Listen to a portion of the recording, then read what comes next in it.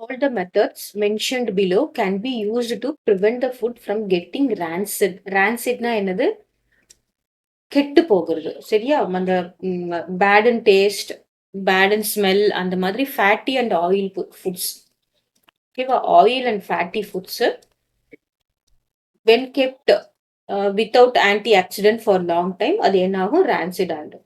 அப்போ அது எப்படி ப்ரிவென்ட் பண்ணலாம் அப்படின்னா storing the food in air tight container. நமக்கு முக்கியமான பாயிண்டே வந்து ஏர் டைட் தான்.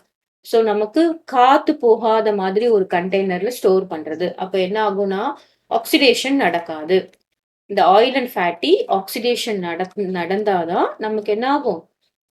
It it smells bad and it goes bad, rancid ஆயிடும். ஆனா storing the food in airtight container இது நமக்கு கரெக்ட் ஆப்ஷன் தான்.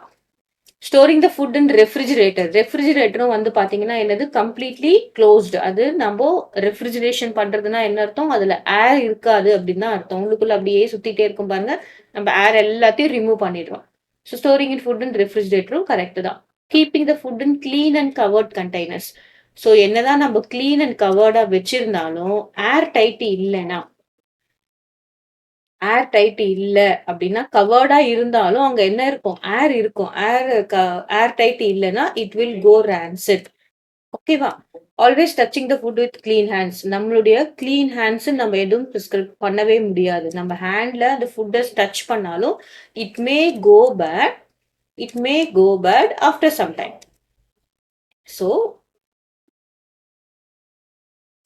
ஸோ நமக்கு என்ன கொஸ்டின் கேட்டாங்க? Prevent the food from rancid except. Question ஒழுங்கா பார்த்தோம்னா எக்ஸப்ட் பார்க்கணும். அப்போ இதையும் பண்ணோம்னா rancid ஆகாது. அப்போ எது எது பண்ணுனா rancid ஆயிடும்? ஸோ இது பண்ணா rancid ஆகாது. இதெல்லாம் கரெக்ட். நமக்கு என்ன கேட்டிருக்காங்க? எக்ஸப்ட் அப்படின்னா என்ன கேட்டிருக்காங்க? ராங் ஆப்ஷன் கேட்டிருக்காங்க. அப்போ இது பண்ணினா rancid ஆயிடும், இது பண்ணினா rancid ஆயிடும். சரியா? So answer is 3 and 4.